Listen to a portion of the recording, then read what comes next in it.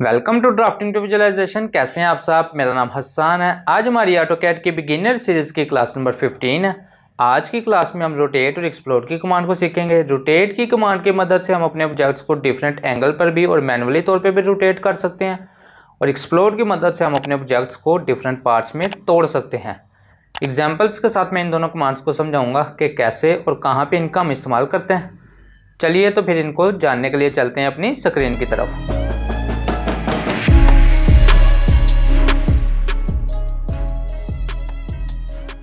ये जो दोनों कमांड्स है ये हमें मॉडिफाई का टूल बार से मिलती हैं। यहाँ पे रोटेट की कमांड है और यहाँ पे एक्सप्लोर की कमांड है। रोटेट की जो शॉर्ट की है वो है RO। जैसे मैं कमांड लाइन में RO एंटर करता हूँ, देन वो कह रहा है कि सिलेक्ट ऑब्जेक्ट करें। उस ऑब्जेक्ट को हमने सेलेक्ट करना है जिससे हमने रोटेट करना है। मैं इस ऑब्जेक्ट को सिलेक्ट कर लेता हूँ, देन आपने एंटर प्रेस करना है, then specify base point. Specify base point बताना है। अब आपने उससे बताना है कि किसी रोटेशन एंगल बताना है, कह रहे स्पेसिफाई रोटेशन एंगल बताएं, या आप मैनुअली तौर पे कहीं पे भी क्लिक करके अपने ऑब्जेक्ट को रोटेट कर सकते हैं। मैं यहाँ पे क्लिक करता हूँ तो मेरा ऑब्जेक्ट ऐसे रोटेट हो गया। कंट्रोल-Z करता हूँ। अब मैं इस ऑब्जेक्ट को 45 के एंगल पे रोटेट करता हूँ। RO एंटर किया, सिलेक्ट ऑब्जेक्ट किया, देन पिक बेस पॉइंट किया, देन 45 एंटर कर दिया। तो ये मेरा रेक्टेंगल जो है 45 के एंगल पे रोटेट हो गया। इसको चेक करता हूँ DAN करके। ये मैं एंगल किस तरह से चेक किया है, इसको मैंने आपको डिमेंशंस वाली जो वीडियो रिकॉर्ड करवाई थी उसमें डिटेल से एक्सप्लेन किया हुआ है। आप वो वीडियो जाकर देख सकते हैं। ये देख रहे हैं 45 के एंगल पे रोटेट हो गया। इसी तरह ये लाइन है, लाइन को भी हम रोटेट कर सकते हैं। हॉरिजॉन्टल लाइन पड़ी है, इसे वर्टिकल करना है, सिलेक्ट ऑब्जेक्ट किया, पिक बेस पॉइंट, देन इस तरह से वर्टिकल पोजीशन में रोटेट कर दिया। इसको हम एग्जांपल्स देख लेते हैं एक दो। जैसे ये दरवाज़ा है, हमें ये दरवाज़ा यहाँ पे भी चाहिए, इसी साइज़ का सेम दरवाज़ा। तो इसको पहले मुझे कॉपी करना पड़ेगा, देन रोटेट करना पड़ेगा। रोटेट में कॉपी की एक कमांड है।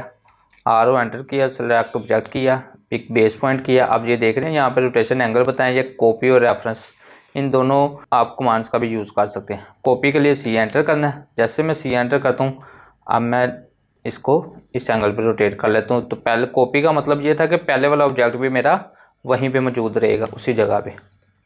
अब इसको मैं यहाँ से ऐसे मूव कर लेता हूँ यहाँ पर। तो ये देख रहे हैं ये मेरा कॉपी भी हो गया और रोटेट भी हो गया दरवाज़ा। अब रोटेट में एक ऑप्शन थी रेफरेंस वाली, कि हम अपने जब हमें कोई एंगल नहीं पता होता तो फिर हम किसी ऑब्जेक्ट को एक रेफरेंस के तौर पे हम रोटेट कर सकते हैं। अभी मैं रेफरेंस के तौर पे एक लाइन लगाता हूँ। तो जैसे मैंने एक रेफरेंस के तौर पे एक लाइन लगाई, इस एंगल पे मुझे दरवाज़ा रोटेट करना अपना।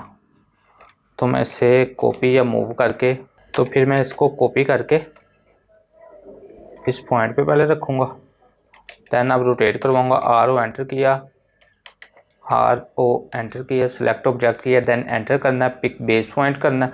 देन आप एक रेफरेंस की ऑप्शन मिल रही है, रेफरेंस के लिए R एंटर करना है। देन वो कह रहा है specify the reference angle. First point angle मुझे नहीं पता तो मैंने फर्स्ट पॉइंट पिक कर लिया। देन वो कह रहा है स्पेसिफाई सेकंड पॉइंट पिक करें।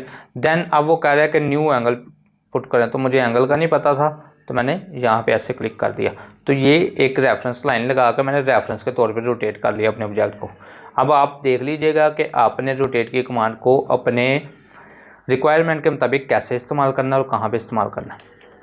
आगे चलते हैं अब एक्सप्लोर की कमांड की तरफ। एक्सप्लोर की कमांड का हम क्या इस्तेमाल करते हैं, जैसे ये एक रेक्टेंगल है, इसके 4 डिफरेंट लाइंस है, इनको मुझे अलग-अलग सेपरेट लाइन चाहिए। तो मैं X एंटर करूँगा। एक्सप्लोर की जो शॉर्ट की है वो X है। कमांड लाइन में X एंटर किया मैंने, देन वो कह रहा है सिलेक्ट ऑब्जेक्ट करें। जिस ऑब्जेक्ट को आपने एक्सप्लोर करना है उसे सिलेक्ट करें, देन एंटर प्रेस करें। तो हमारा ऑब्जेक्ट डिफरेंट पार्ट्स में या डिफरेंट लाइन्स में कन्वर्ट हो गया। तो किसी भी लाइन को मैं अरेज भी कर सकता हूँ आप। देन इसी तरह ये पॉली लाइन है, इसको भी मुझे डिफरेंट हिस्सों में डिवाइड करना है। तो X एंटर किया, इस लाइन को ये देख रहे हैं, फिर मेरी ये लाइन अलग-अलग पार्ट्स में कन्वर्ट हो गई है।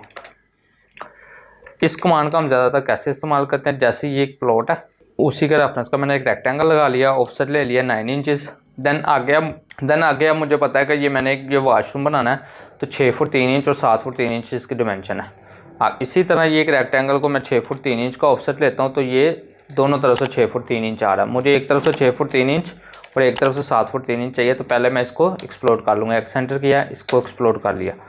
मुझे पता है 6 फुट 3 इंच चाहिए इस तरफ को और 7 फुट 3 इंच चाहिए ऊपर से नीचे की तरफ को। नीचे वाली लाइंस को आप ट्रिम भी कर सकते हैं और फिलेट भी कर सकते हैं। फिलेट और चैम्फर की कमांड में आपको अगले लेक्चर में बताऊंगा कि कैसे कर सकते हैं।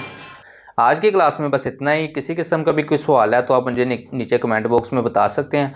वीडियो अच्छी लगी तो लाइक करें, शेयर करें और चैनल को सब्सक्राइब करें। Thank you so much.